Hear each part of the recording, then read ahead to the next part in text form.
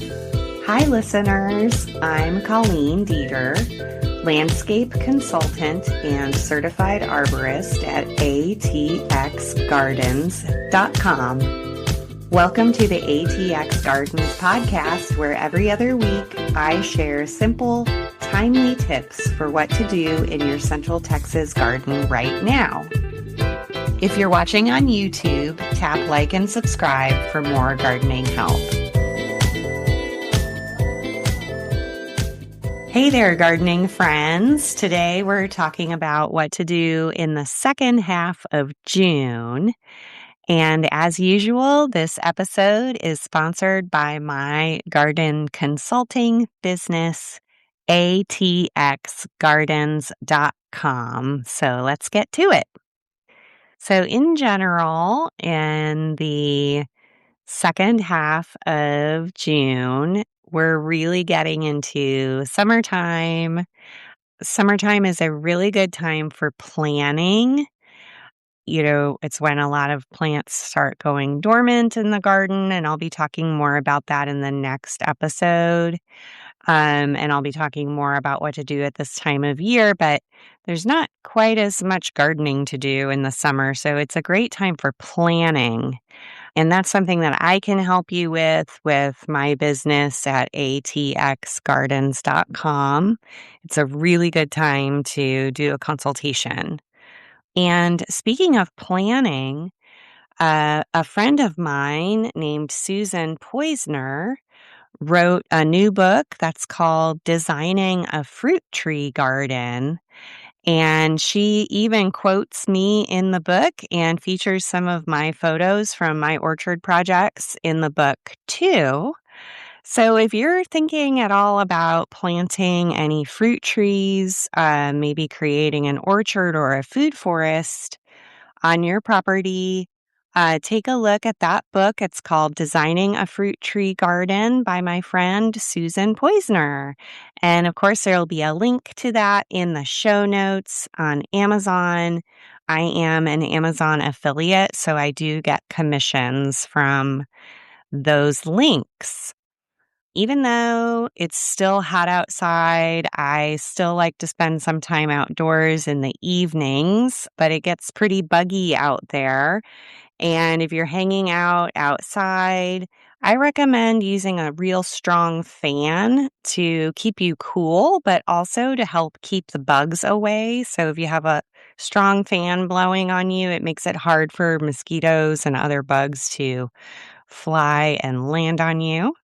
I also really enjoy some giant citronella incense sticks while I'm out gardening or just relaxing in the yard.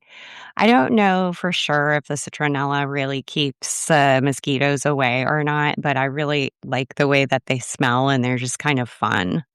So I have a link for those giant incense sticks in the show notes too. Speaking of mosquitoes, I was recently also reminded to warn all of you against mosquito fogging services or the automated spray systems for mosquitoes too. So there's automatic mosquito spray systems where they'll put a barrel of insecticide on the side of your house and it will automatically spray your entire yard with insecticide.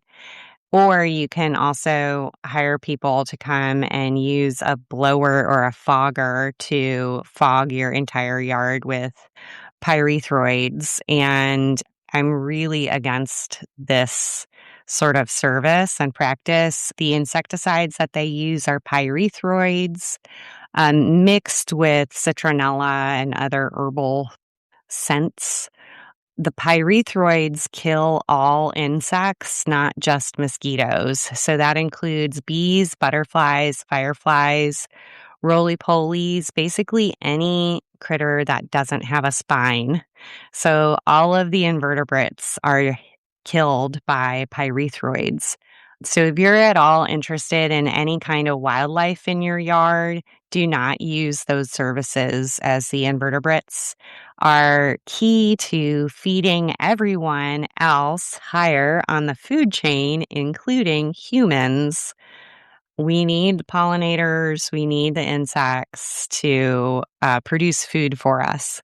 So the plants need the pollinators and other insects to help them reproduce and distribute their seeds. So absolutely avoid those insect treatment sprays, those mosquito fogging and mosquito spray systems.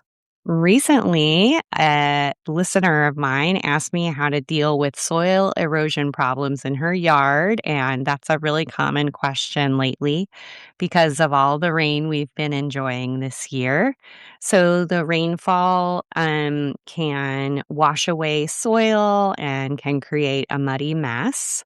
So now this is the second of a series of erosion control tips that I'll be sharing in the next few episodes. So last episode, I talked about an erosion control tip to use if you don't have gutters. But this episode, I'm going to talk a little bit about what you can do if you do have gutters. Consider using rain barrels at the base of your downspouts.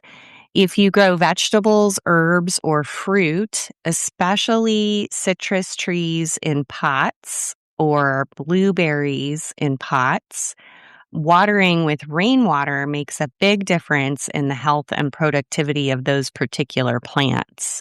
You'll be really surprised how much water you can collect from one downspout, even from a small structure like a shed. While I don't have a particular barrel or tank to recommend, I can give some pointers for what to look for. It's best if the top of the tank can be opened periodically so that you can clean it out. That's a big problem where you can start to get some sediment in the bottom of the tank that can clog the faucet or can make the water smell bad. So if the top comes off and you can clean it out, that's a much better option.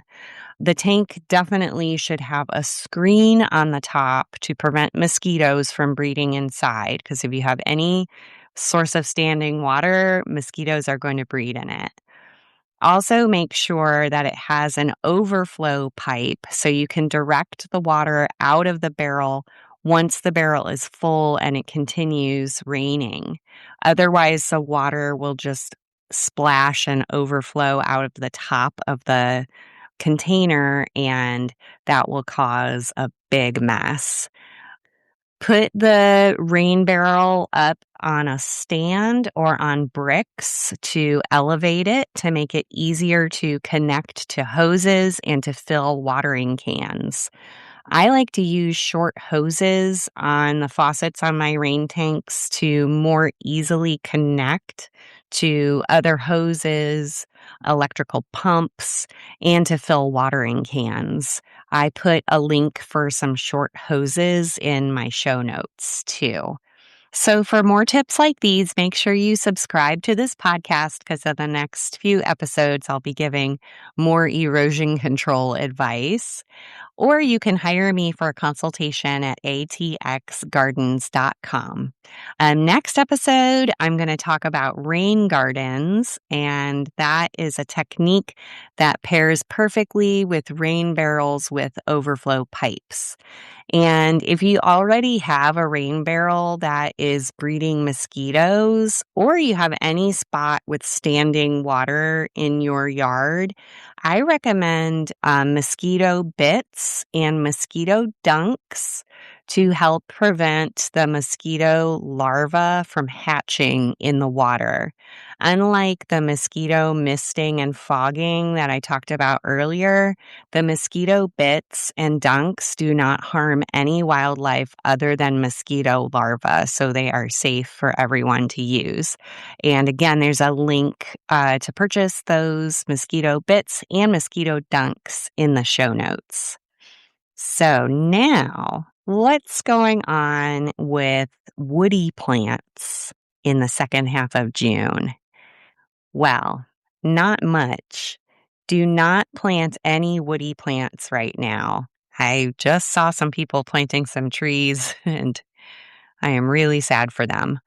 It is not a good idea to plant trees or shrubs at this time of year. It's way too hot. It will definitely set the plants back. Do not trim oak trees right now. No pruning on oak trees because it's still oak wilt season. Pruning now can spread oak wilt, so avoid it. Wait until after June 30th. Okay, so in the next episode, I'll be announcing that the season has changed. But right now, do not prune any oaks. I think for other trees, it's okay to start some summer pruning to clear your roof line, to clear the street, to clear walkways and driveways. I also think it's a really good time to start to lift the canopies on small multi-trunked trees like Texas mountain laurels, cherry laurels, and yaupons. Some people like to do that kind of trimming in situations where you want to be able to see underneath those trees or to separate them from the plants around them. So some of our perennials are starting to reach their very large size at this time of year, and they're reaching their max height, and they might start to touch the trees that are near them, and it'll start to look a little overgrown, maybe a little crowded. And removing the bottom branches on those trees can really help make your garden look a little bit tidier and more put together. So now is a good time to start doing that. And July is even better. So if you can wait till July, that's the best. And I'll announce that in the next episode. Now, what about the fruit trees? What's happening with fruit trees in the second half of June? Well, there's a lot of exciting things happening with fruit trees, including fig harvest time. So check your fig trees and see if your figs are ripe yet. This is usually when the early ripening varieties like brown turkey may start coming into harvest time right now. So check them and see how they're doing. Some of the other bigger fig varieties may take a little bit longer. Sometimes folks don't realize some of the fig varieties stay green on the outside even when they're ripe, or they just turn a little bit yellow when they're ripe. There's some fig varieties that actually need to be peeled when you eat them. So don't be afraid to grab one off the tree and cut it open and see what it looks like inside. My favorite variety is brown turkey because you can tell that they're ripe because they turn brown. They're sort of a brownish purple color, and they get really, really soft when they're ready, and they're particularly delicious and easy to grow. So check your figs for ripeness now. Check your peaches too for ripeness. Some of the earlier producing peaches will be really coming into fruit now. La Feliciana and Sam Houston are included in that category, but check all of your peaches because it's heavily weather dependent. And like I've said in past episodes with peaches, you can pick them as soon as you get any color on the fruit at all and bring them indoors, put them in a paper bag with a ripe apple, an apple from the store if you need to, if you don't have any from your orchard, and they will ripen indoors. So that's one way to make sure that you actually get some peaches before the animals do. And sometimes it takes about a week for them to ripen indoors, sometimes even a little longer. So be patient, but bring them indoors, and that way you can get them before the animals do. Santa Rosa plums should be ready to harvest around this time, and you can do the same thing with plums. You can harvest them as soon as they get any color on them. Bring them indoors, put them in a paper bag, and let them ripen, and they will be delicious. So check all your stone fruits, nectarines, apricots, pluots. All of the stone fruits are starting to get ready now. Now, I wanted to tell you a little bit about blackberries in this episode because you should be coming to the end of blackberry harvest time, and blackberries usually come in around early June. It varies somewhat depending on the varieties and the weather, but it's getting to be the end of blackberry harvest time. So, cut down any dead, discolored, or dying stems on your blackberries. So, the stems that produced fruit this year will die soon. You'll notice the ones that had fruit on them are the ones that are going to start looking discolored and they'll start dying. The new stems that are actively growing now will make fruit next year. So you'll want to keep those as much as possible and train those new stems onto trellises or onto a wire fence. Okay, those stems are also known as canes. Canes will grow roots wherever they touch the ground. So if you have really long canes, you can pin them down to the ground using landscape staples or a heavy rock, and they will grow roots, and that will create a new plant in that spot. So you can pin them down close to your trellis or your wire fence to create new plants. So see my show notes for a link to the landscape staples that I like. They're really heavy duty and strong. You can't use wimpy ones for this, for anything in Central Texas. You can't use any wimpy ones. They don't work. Large blackberry patches can be mowed down completely and allowed to grow back for the rest of the summer. So if you have a really big blackberry patch and you don't want to get in there and try to trim out the dead parts and train the new growth, you can just mow the whole thing down. And then the new growth that comes out later this summer will produce fruit next year. So blackberry plants, they don't live sometimes for more than 3 or 5 years, so don't be alarmed if your older plants start dying. Pinning down those canes with the staples or with heavy rocks so that they grow new roots will produce more plants, and that's the best way to perpetuate your blackberry patch. Okay, raspberries are very similar, and they can be grown in Central Texas, but it's a little bit challenging for most of us in Central Texas because our soil pH tends to be high. If you live in the vicinity of Austin, anywhere near the I-35 corridor or further west, you're probably going to have alkaline soil, and raspberries prefer a lower pH to be a little more acidic. But people have done it.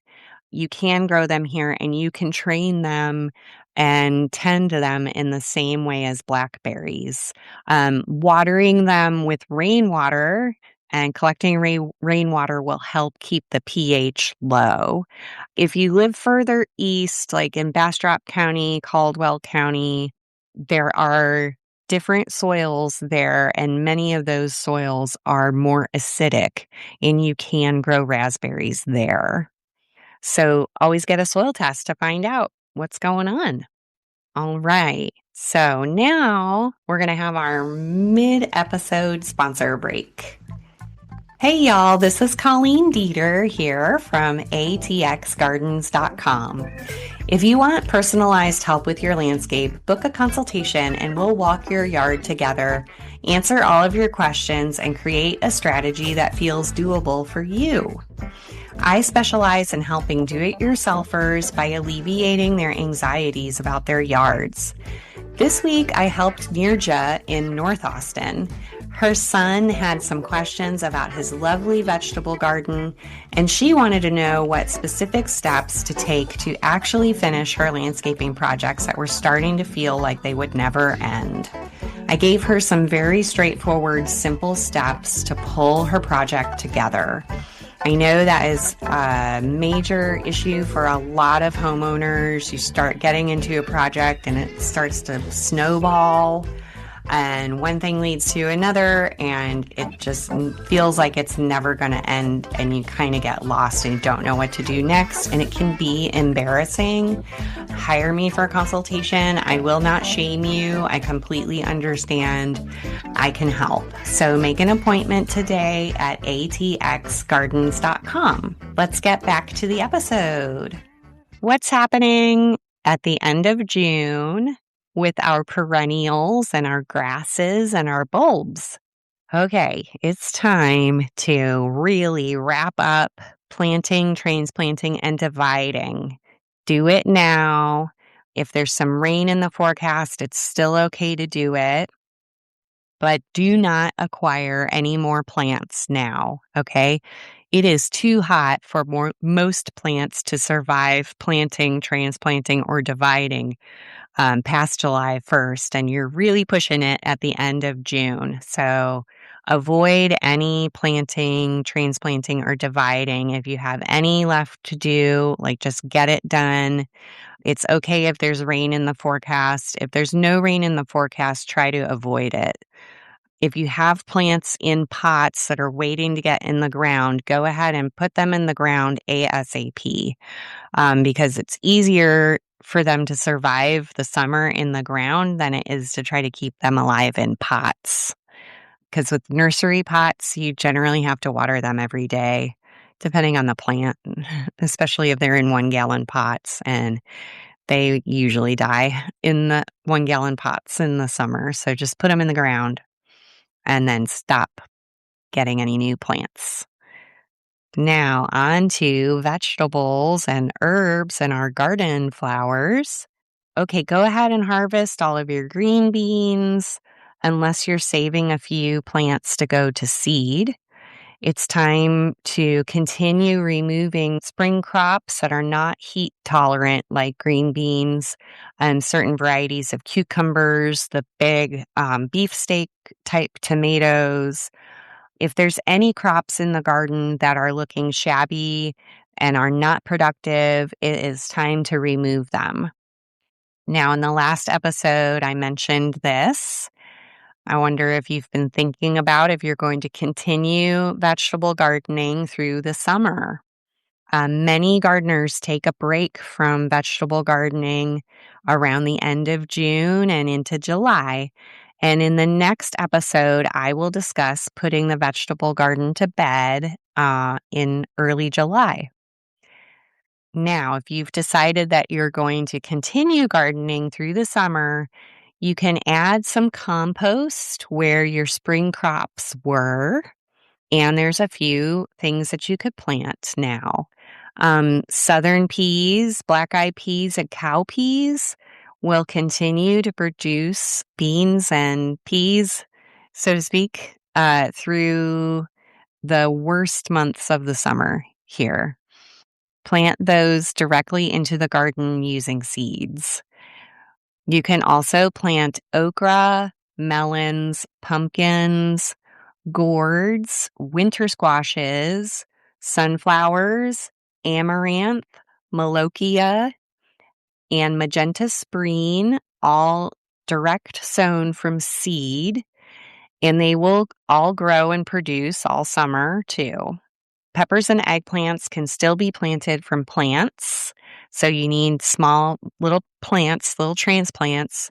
You can plant them now and they will continue to produce all summer. Now is the last chance to plant sweet potatoes from slips. Okay, make sure you're continuing to train and trellis all of your vining plants. It's still continued raining quite a bit, so you may need to prune some of your tomatoes, and I'll talk more about that in the next episode too. Peppers and eggplants are going to get really large. They can be very big plants in Texas, and they benefit from being caged. You can use small tomato cages for that, or you can stake them because The fruit that they produce is going to be very heavy, and sometimes their branches will break when they get weighed down by the fruit. So, some caging or staking can really help with peppers and eggplants. So make sure that you're giving them the support that they need. All of your winter squashes and gourds, things like loofah gourds, they're going to maybe need some support too if you're trying to grow them vertically, or if they're taking up too much space in your garden, didn't realize how big they're going to get. You can grow them on a trellis as well. So that's a real important thing to take care of in your garden at this time of year.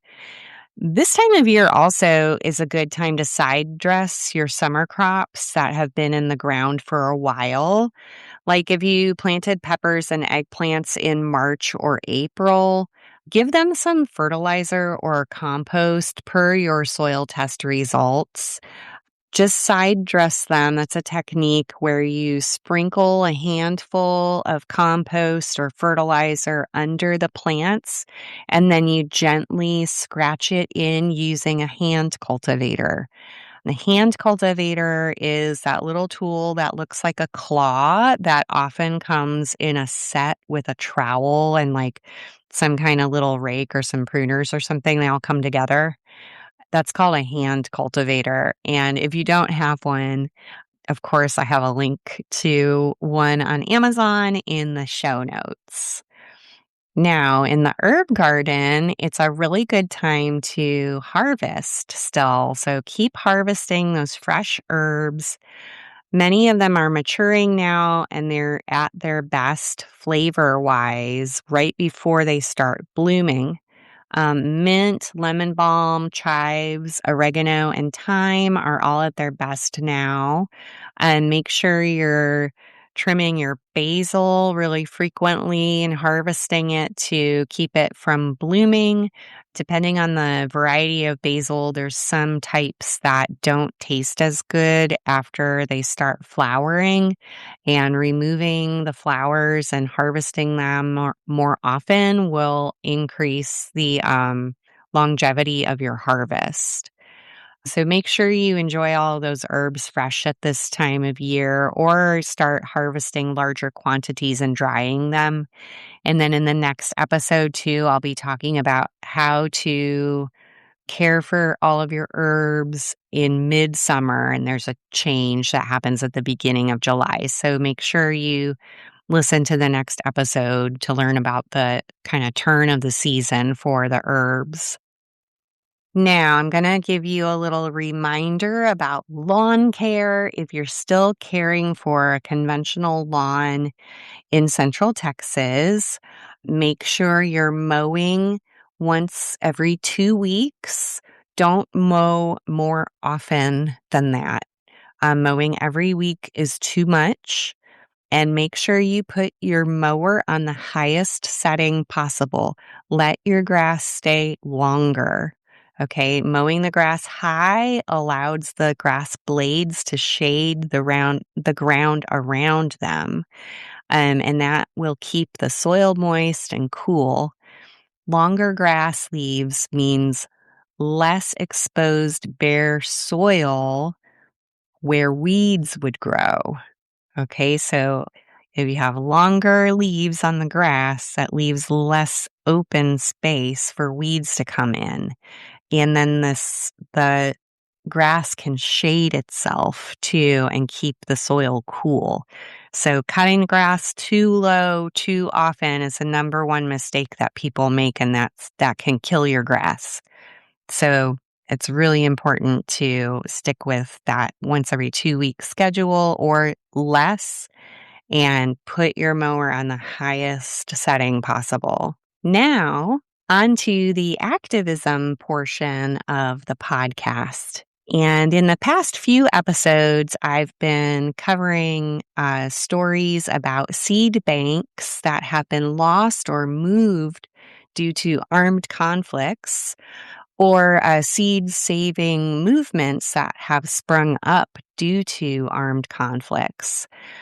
Today, I'm turning the lens back to Austin and Central Texas and asking you to think about the other kinds of pressures on our native plants.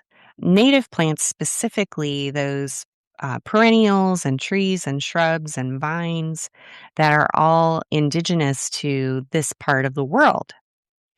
So, excessive deer pressure due to lack of predators, grazing from livestock, displacement from non indigenous plants, extreme weather from climate change, construction, and even widening of roadways kills plant populations every day. And those are the same plants that support pollinators.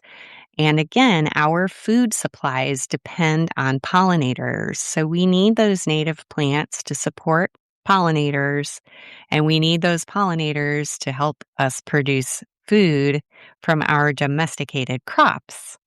So there's a connection there between our native ecology and the food that we need to survive.